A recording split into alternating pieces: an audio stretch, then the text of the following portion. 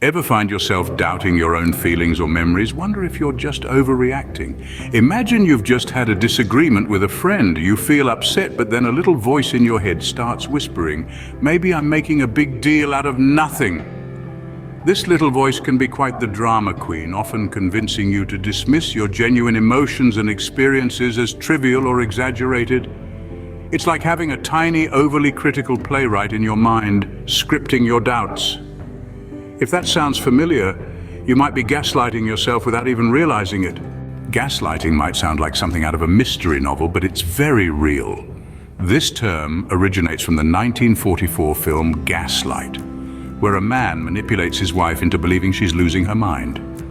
In essence, gaslighting is when someone is manipulated to question their reality, memory, or perceptions. It's like being in a psychological hall of mirrors.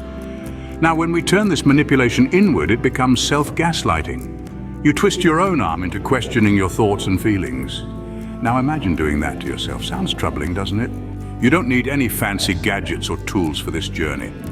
All that's required is an open mind and a genuine willingness to dive deep into your own thoughts and feelings. Explore, question, and reflect. Just bring your mind and your experiences. Let's break down the process of how one might start gaslighting themselves. Picture this. You're having a bad day at work, and your immediate thought is, "It's just me, everyone else is fine."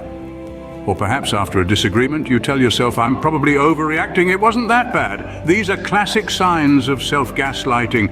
You dismiss your feelings as not valid or exaggerated and rationalize situations that might genuinely be unfair or upsetting. Recognize any of these thoughts in your daily life. Think it's hard to relate? Let's walk through a few everyday examples. Imagine you've just watched the latest blockbuster and everyone's raving about it. You didn't quite enjoy it, but suddenly you're questioning, am I just being too critical? Maybe I missed the brilliant subtleties everyone's talking about. That's classic self-gaslighting. Doubting your own taste to fit the popular opinion. Or picture this, you're feeling under the weather and consider calling in sick. But then a nagging thought intrudes, am I really sick or am I just being lazy? There you are, questioning your own body's signals, possibly pushing yourself to go to work when you genuinely need rest. And what about when you're upset after a friend cancels on you last minute? Instead of acknowledging your feelings, you tell yourself, I'm probably overreacting, they're just busy. You're invalidating your own emotions, a textbook case of self-gaslighting. Seeing the absurdity? That's self-gaslighting in action.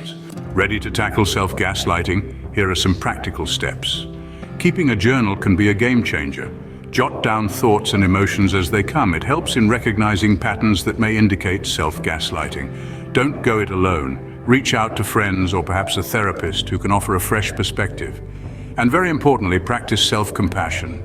Affirmations like "my feelings are valid" can fortify your mental resilience. Remember, Rome wasn't built in a day, and neither is self-awareness. Small steps can lead to profound changes. Enjoying the journey so far? Don't forget to like, subscribe, and engage. Dive into the comments and share your experiences or insights. Every story shared is a step towards collective enlightenment. Your engagement helps us all grow. It's not always smooth sailing, there are hurdles. One might find themselves wrestling with the discomfort of self-confrontation. It's like trying to tell a die-hard tea enthusiast that perhaps coffee might not be all that bad. It's rather uncomfortable, isn't it? Then there's societal norms, ever so subtly whispering that one's feelings might be just a bit of overreaction. And let's not overlook the daunting task of admitting to oneself that perhaps, just perhaps, we have been our own deceivers. Facing these hurdles head-on is where true growth begins. Why bother addressing self-gaslighting, you ask? Well, imagine constantly telling yourself that your feelings are overreactions, or that your memories aren't quite accurate. Over time, this erodes trust in your own mind, casting shadows on your self-esteem and relationships. Recognizing self-gaslighting isn't just about challenging negative thoughts, it's about reclaiming the narrative of your life, ensuring that it's rooted in truth and self-compassion. When you embrace your experiences as valid, you pave the way for genuine personal growth.